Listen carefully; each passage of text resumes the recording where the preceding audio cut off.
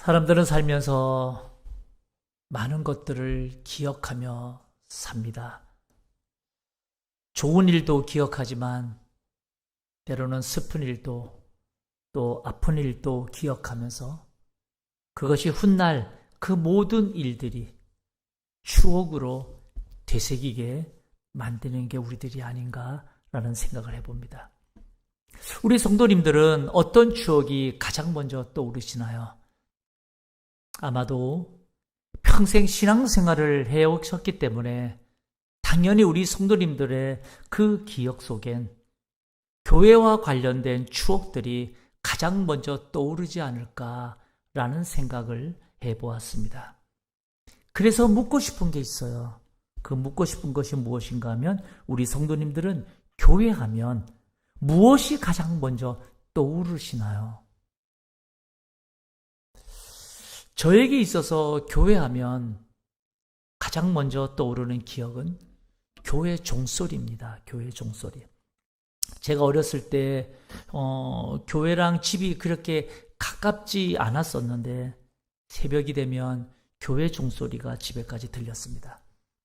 교회에서 사시던 노 군사님께서 그 매달린 종의 줄을 새벽마다 그 종을 치시는 거예요. 저는 어려서부터 그 교회 종소리를 들으면 뭔지 모르게 교회가 좋았고 교회를 가야만 할 것 같고 교회가 마치 나를 부르는 것 같았습니다. 전 모태신앙이었기 때문에 교회는 늘 저에게 익숙했고 교회는 제게 매우 좋은 곳으로 기억되어 있었습니다. 중고등학교 시절에 겨울에 눈이라도 오면 학교 끝나자마자 교회로 달려가서 눈을 치곤 했습니다.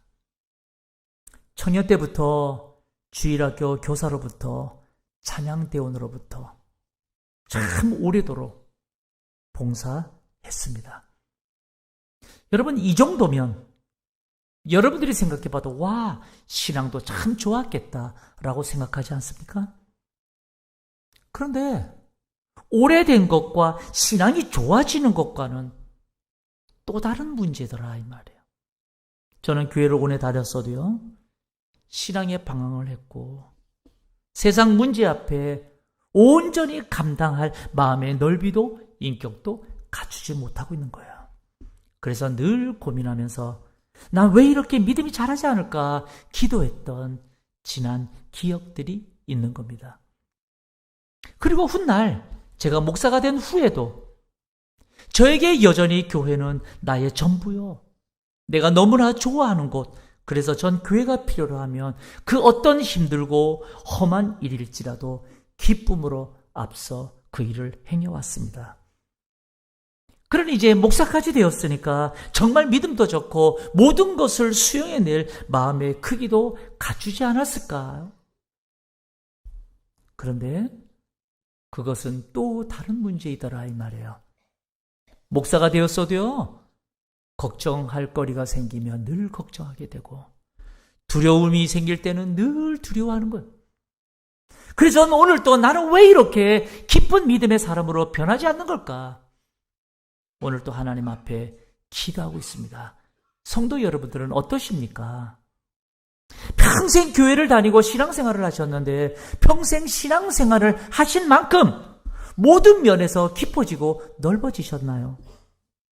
아마도 여러분 세상 일이었다면 평생 한 분야에서 일했으니까 전문가가 되어 있을 텐데 이 신앙생활은 아무리 오래 해도요, 늘 흔들리고 늘 낙심되고 두렵고 순간순간마다 우리의 믿음이 흔들리는 거예요. 그러니 왜 그럴까 이 말이에요. 왜 그럴까? 왜 이렇게 우리는 잘 변하지 않는 걸까? 왜 이렇게 우리의 믿음이 자라지 않는 걸까?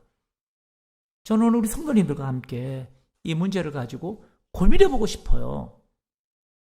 그러다가 어느 날 오늘 본문을 접하게 되었습니다. 디모데후서 3장 15절을 보셔요.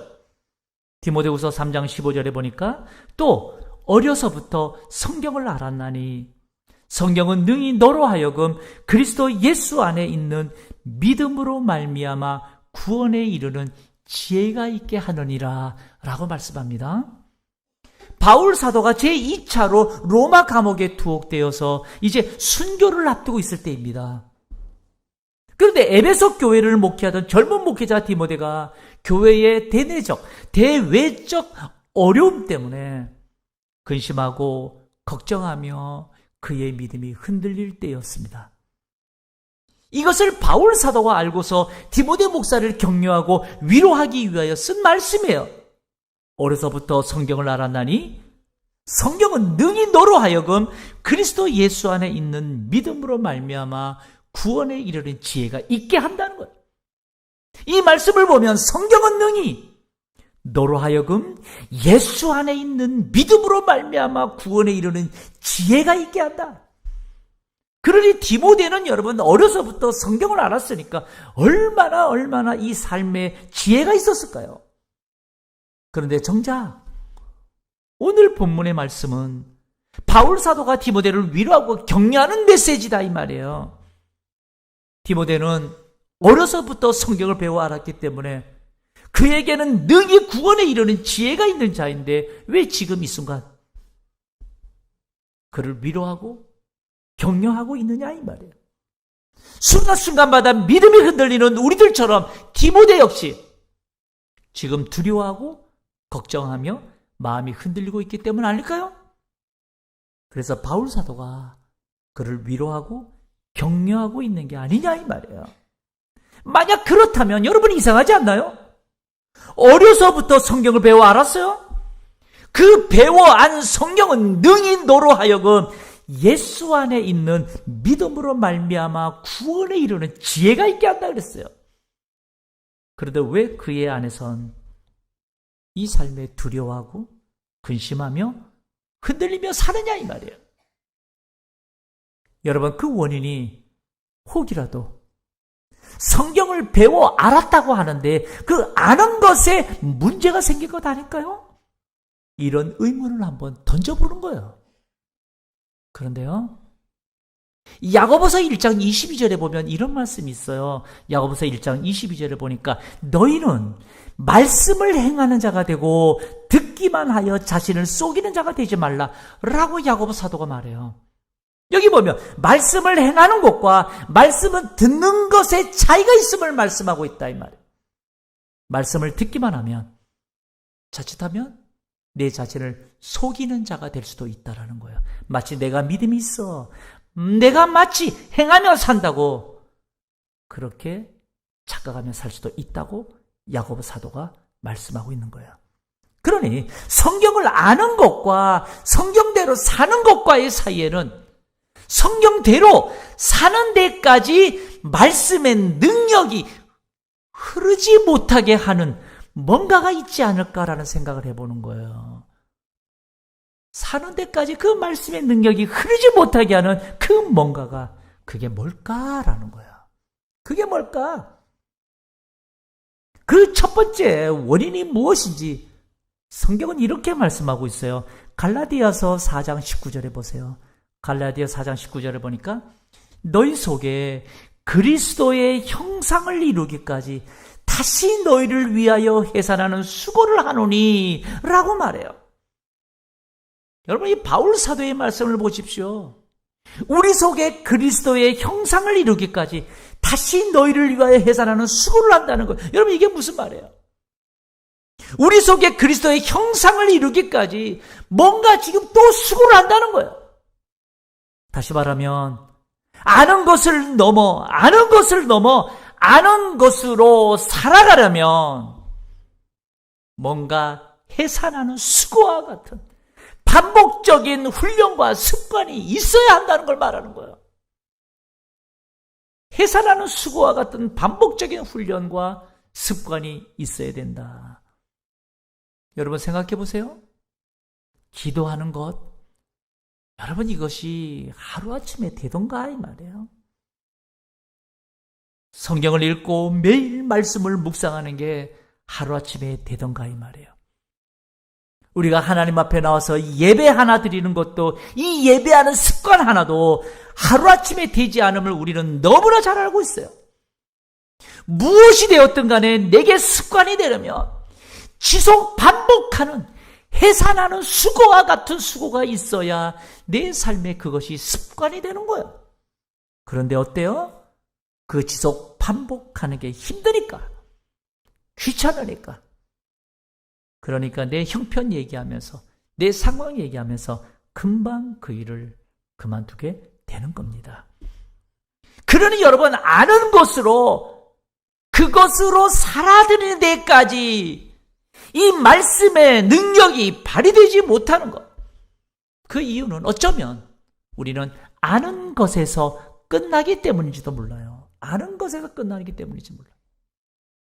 그러면서 우리가 하는 말, 나는 왜 이렇게 안 변할까? 후회하면서 사는 우리들인지도 모르겠다 이 말이에요. 근데 성도 여러분, 신앙으로, 믿음으로 순종하며 사는 일이 여러분 그냥 되는 게 아니에요. 우리가 기억해야 될 것은 세상은 우리가 여러분 하나님 앞에 순종하며 살도록 그냥 내버려 두지 않기 때문입니다. 바울 사도가 우리들에게 정확하게 말씀해 주고 있어요. 디모데후서 3장 12절에 보세요. 3장 12절에 보니까 무릇 그리스도 예수 안에서 경건하게 살고자 하는 자는 뭘 받아요? 박해를 받으리라. 경건하게 살고자 하는 자는 박해를 받는데요. 신앙으로 살려고 애쓰면 애쓸수록, 기도하며 살려고 애쓰면 애쓸수록 여러분 그냥 내버려 두지 않아요. 사탄은 우리가 하나님 앞에 경건하게 살도록 그냥 내버려 두지 않아요. 그러니까 누가 여러분 박해받는 걸 하겠습니까? 누가 여러분 그런 일을 하겠냐 이 말이에요. 당연히 많은 이들이 경건하게 살지 않으려고 할 거예요. 그러니까 적당히 타협하면서 그렇게 살려고 할 거예요. 단 그렇게 살면 내 안에 어려서부터 성경은 배워 알지는 몰라도 그 성경 말씀의 능력이 능히 나로 하여금 그리스도 예수 안에 있는 믿음으로 말미암아 구원에 이르는 지혜가 있게 하는 데까지는 흘러가지 못한다 이 말이에요. 다시 말하면 우리 안에 알고 있는 말씀을 행하는 삶으로 우리가 살려면 마치 오늘도 해산하는 수고와 같은, 힘들어도 어려워도 낙심이 돼도 지속 반복적인 순종을 행해야 된다 이 말이에요. 그럴 때 그 행하는 능력의 의뢰와 역사를 보게 된다는 사실을 믿는 여러분 되시길 주님의 이름으로 축복합니다. 그 수고가 있어야 되는 거예요. 두 번째, 살아드는 데까지 성령의 능력이 흐르지 못하는 두 번째 이유가 뭘까? 오늘 성경은 고린도 후서 10장 4절은 우리들에게 이렇게 말해요. 고린도 후서 10장 4절에 보니까 우리의 싸우는 무기는 어디에 속한 게 아니에요? 육신에 속한 것이 아니요 오직 어떤 견고한 진도 무너뜨리는 하나님의 능력이라 라고 말해요. 여러분이 이 말씀을 보면 우리의 싸우는 무기는 육신에 속한 것이 아니라고 말씀해요. 그리고는 어떤 견고한 진도 무너뜨리는 하나님의 능력이라고 말해요. 다시 말하면 우리가 이 땅에 싸우는 우리의 싸울 수 있는 이 무기가 뭔가 하면 하나님의 능력이다 이 말이에요. 하나님의 능력이다. 그런데 그 하나님의 능력이 무엇과 싸우느냐? 무엇과 싸우느냐 이 말이에요. 하나님의 능력을 가지고 우리가 무엇과 싸우는가 하면 오늘 말씀 중간에 보세요. 오직 어떤 견고한 진이라는 단어가 나와요. 어떤 견고한 진, 이걸 무너뜨리는 것은 하나님의 능력밖에 없다 이 말이에요. 그러니까 우리가 싸울 수 있는 것은 오직 어떤 견고한 진이다 이 말이에요. 그렇다면 견고한 진이 뭐냐 이 말이에요. 견고한 진. 견고한 진이라고 하는 이 단어의 뜻은 전쟁 중에 구축된 전략적 요충지, 요새를 말하는 거예요. 다시 말하면 우리 안에는 오직 하나님의 능력으로만 무너뜨려져야만 하는, 나도 모르게 내 삶에 내 안에 또아리를 틀고 있는 견고한 요새들이 있음을 말하고 있는 거예요. 이거는 하나님의 능력으로밖에는 무찌를 수가 없다. 견고한 진. 그 견고한 진들이 내가 배운 성경 말씀 앞에 견고한 진들이 저항하게 만들고 의심케 만들고 그래서 배운 대로 살지 못하게 한다 이 말이에요. 그러니까 하나님 말씀 앞에서 나를 저항하게 만드는 내 안에 견고한 진들이 무엇일까? 성도 여러분, 그 저항하는 견고한 진들, 내 안에서 내 심령 저 깊은 곳에 의식과 무의식 속에서 또아리를 들고 있는 이 견고한 진들이 무엇일까? 그것이 오늘 하나님 말씀 앞에서 나를 저항하게 만들고 있다면 그게 무엇일까를 살펴보고 싶어요. 여러분, 그것은 내가 의식하지 못하는 우리 마음의 상처들일 수도 있습니다. 여러분, 그것은 내가 살면서 내 의식과 무의식 속에 받았던 나의 영의 스크래치, 아픔일 수도 있습니다.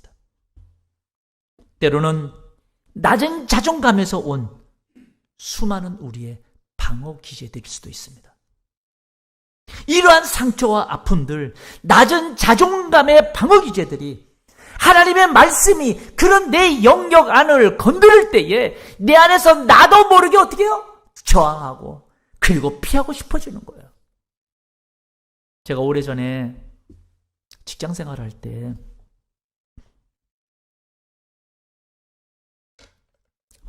한 젊은 직원이 들어왔는데 그 젊은 직원이 다른 사람들하고 그렇게 다투는 거예요. 어느 날 제가 이 친구를 데리고 현장을 돌면서 이런저런 속 이야기를 듣게 되었습니다. 알고 보니까 아버지가 개척교회 목사였어요. 그 어렵게 교회를 개척해서 그렇게 교회를 꾸리는데 이 친구가 아주 어렸을 때에 어느 날 교인들이 집에 찾아와서 막 욕을 하면서 아버지랑 싸우는 것을 보게 되었어요. 그 어린 친구의 마음에 그 모습이 그에게 영혼의 스크래치를 당한 거예요. 마음에 상처가 생긴 거예요. 어떻게 저럴 수가 있나. 그때부터 이 친구의 성장 과정은 곁길로 가기 시작한 거예요. 그는 언제나 부당함 앞에는 참을 수가 없는 거예요. 그 마음이 분노의 마음으로 일어났고 그래서 조금만 부당하게 여기면 그는 그와 싸우는 거예요. 신앙생활? 당연히 못하죠. 그는 어려서부터 성경을 알았지만 그가 알게 모르게 어렸을 때 받았던 그 상처라고 하는 견고한 진 때문에 그는 항상 말씀 앞에 저항하는 거예요. 부정적인 마음으로 사는 거예요. 예수 믿는 것 웃긴다. 뭐 저래. 오히려 세상을 미워하고 오히려 하나님을 미워하고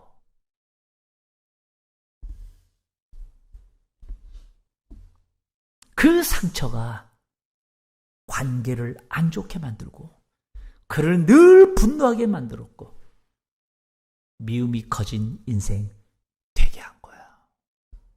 그가 신학교에 들어갔는데 알고 보니까 교수하고도 붙어서 그냥 뛰쳐나왔대요.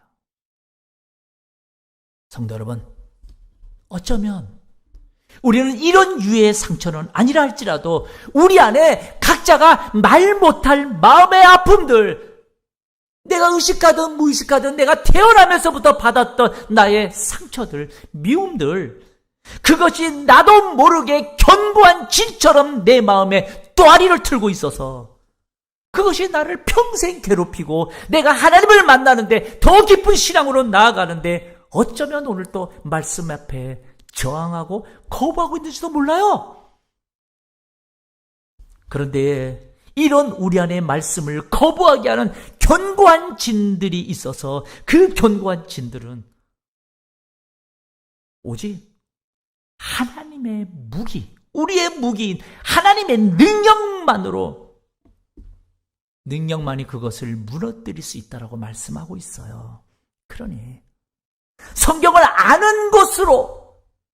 아는 것으로 여러분 우리 삶에서 살아드리는 데까지 이것이 흐르려면 우리 내면 깊은 곳에 자리 잡고 있는 견고한 진들에게까지 하나님의 무기인 성령이 역사하시도록 나의 내면을 깊이 들여다보면서 내가 하나님 앞에 겸손과 회개로 이것을 지속적으로 반복적으로 이 행위들을 우리가 감당해야 된다. 그래야 아는 것에서 사라지는 데까지의 주의 은혜가 흐르게 된다는 사실을 성경이 우리들에게 알려주고 있어요. 사랑하는 성도 여러분, 그러니 성경을 아는 것을 가지고 삶에서 살아드는 데까지에 나아가려면 여러분 오늘 또 우리는 지속적으로 반복적으로 이 말씀을 가지고 실천하려고 애쓰는 해산하는 수고로움 반드시 있어야 됩니다. 그리고 내 안에서 말씀을 거부하고 저항하려는 이 견고한 진들을 무너뜨리기 위해서 역시 지속적으로 성령의 은혜를 간구하면서 겸손과 회개의 수고가 있어야 함을 오늘 바울 사도가 우리들에게 말씀해 주고 있어요. 그래서 바울 사도가 디모데에게 그 젊은 목회자 디모데에게 이렇게 말씀해요. 디모데후서 3장 14절 14절에 보면 이렇게 말합니다. 너는 배우고 확실한 일에 뭐하라? 거하라. 여러분 이 거하라라고 하는 이 헬라어 메노라는 이 단어가 굉장히 의미가 있어요.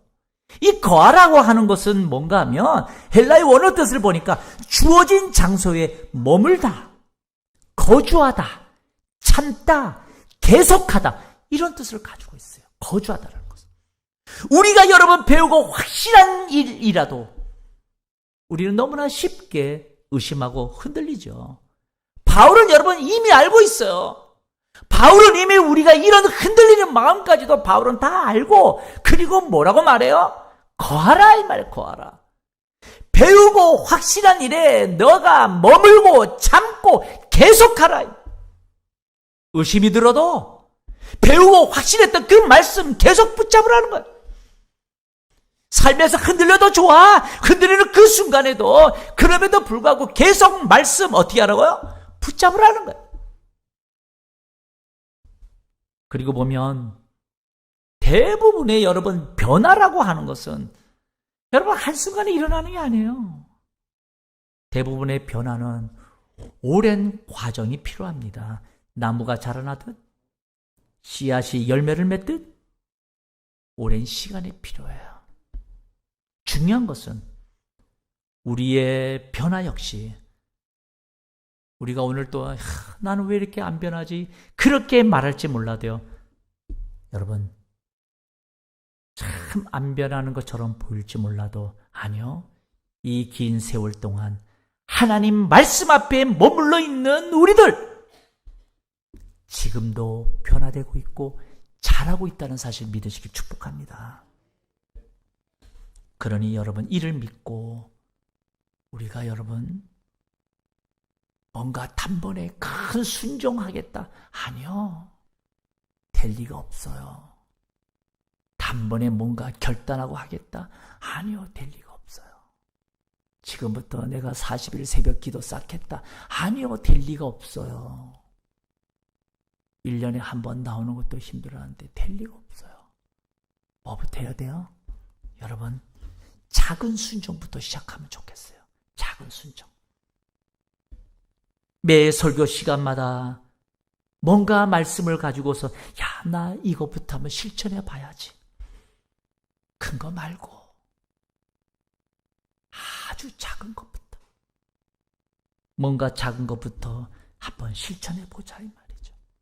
그렇게 하나하나 실천하다 보면 내 삶이 정말 말씀을 행하는 능력의 삶이 된다 이 말이죠.